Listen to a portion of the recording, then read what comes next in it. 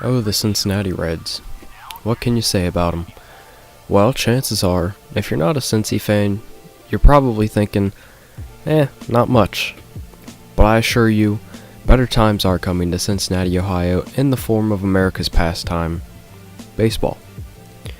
This may just be a one-off thing, or I may make a series out of this based on the type of response I get from this video.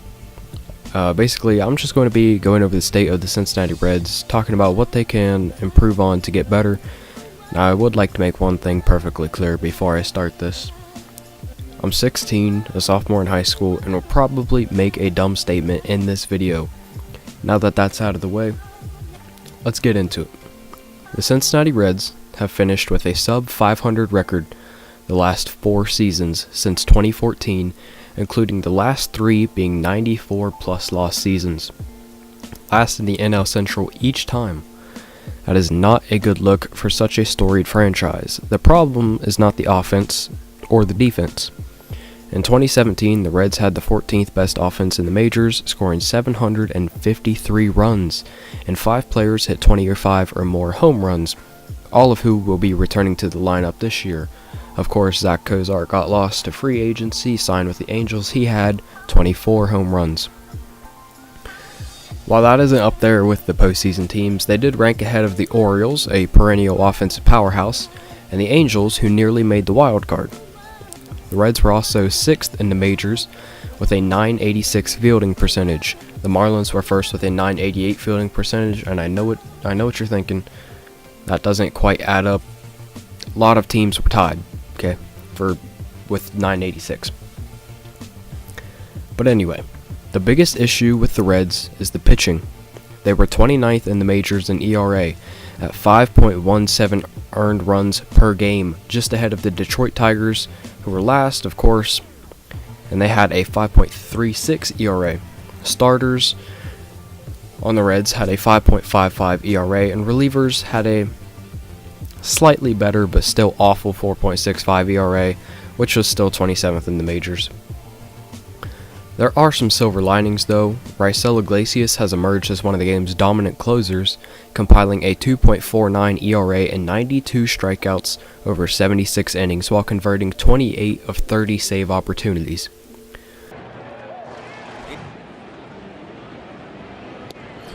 Got it.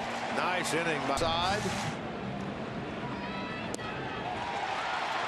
And Iglesias continues the strikeout streak. He has found all 4 that he has come up against here tonight. Michael Lorenzen also fared well in the first half of the season with a 2.93 ERA before the All-Star break, although he had a very drastic decrease in productivity with a 6.32 ERA after the break, finishing with a 4.45 ERA in 83 innings.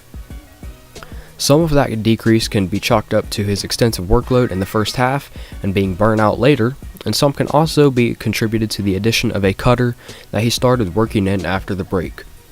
It's fair to say it needs a little work. Wandy Peralta also had a good year out of the pen in the first half, like many other relievers. In the first half, he had a 3.10 ERA, but in the second half, a 4.88 ERA. Not very good, to say the least, but the Reds are optimistic that he will be able to regain his first half productivity for a full season in 2018. And besides, a side-arming lefty with a 100-mile-an-hour fastball is always a good weapon. The Reds also added veteran sinker baller Jared Hughes via free agency, who has a career 2.85 ERA with a 3.02 ERA last season. Some of the Reds' top prospects, such as Cody Reed and Amir Garrett, may also get opportunities in the bullpen if they fail to make the rotation. Speaking of the rotation, the projection is Anthony DeSclafani, Homer Bailey, Brandon Finnegan, and Luis Castillo. Ball down and away. First major league out recorded by Castillo. Swing and a miss. It gets through. A favorable bounce for Mesoraco, and they get the out at first.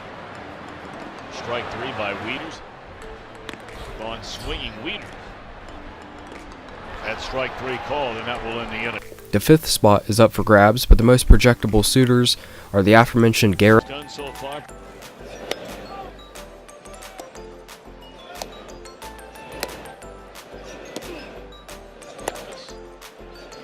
up. He strikes out the side, and that's bringing it to the house.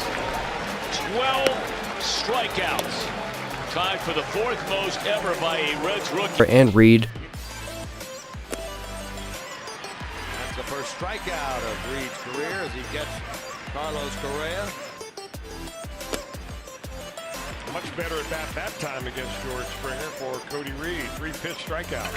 Good morning on a fastball. Good afternoon on a slider, and then see you later on that one. I think that may have been just a fastball that just took off on him. And also Stevenson, Robert Stevenson, Sal Romano, or Tyler Mahle, who threw a perfect game in the minors last season. Stevenson and Romano both pitched well down the stretch in the majors, and Lorenzen is said to be getting another shot at the rotation, but will most likely land in the bullpen. The Reds also have a plethora of talent coming up through the minors, including the number 2 overall pick of the 2017 draft, Hunter Green.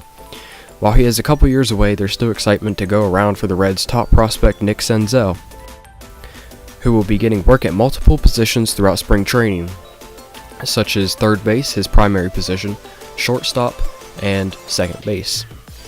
Jesse Winker also played well down the stretch in the majors, filling in for an injured Billy Hamilton.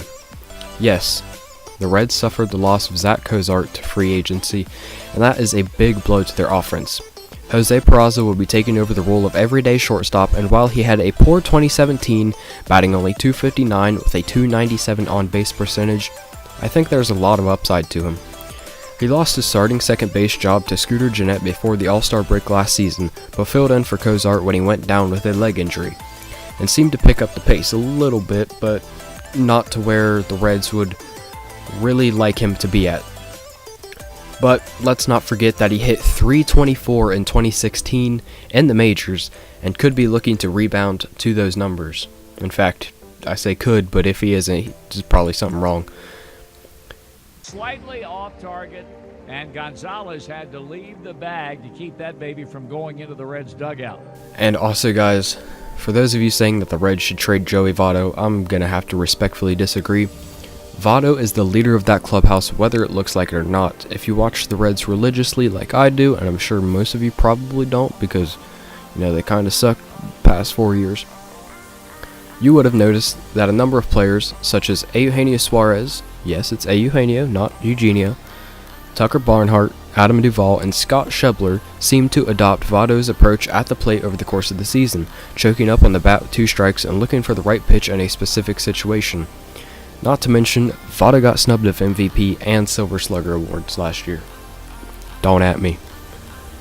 So what do the Reds have to do to get better this year?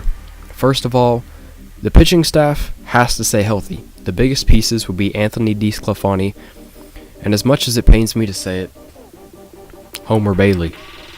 Their ability to stay healthy throughout the season is the key to the Reds' success this year. A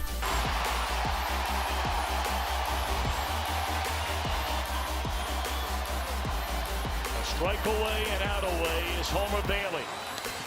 Ground ball to third. Frazier gloves. Throw to first, and Homer Bailey, for the second time in his major league career, has tossed a no-hitter.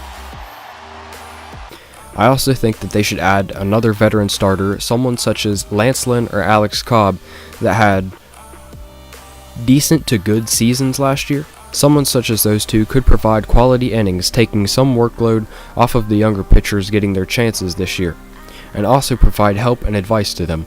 I also think Brian Price has to go after this season. They've had only 3 winning months under his management, and like I said earlier, 4 straight losing seasons, including 94-plus loss seasons the last 3. I just don't think he's a good manager, clearly.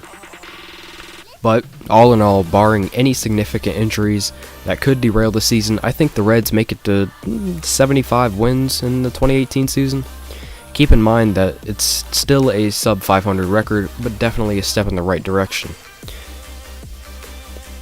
If you enjoyed this video, leave a like and hit the subscribe button. Feel free to click the little bell icon next to it to be notified every time I upload a video or go live, because I do live stream sometimes.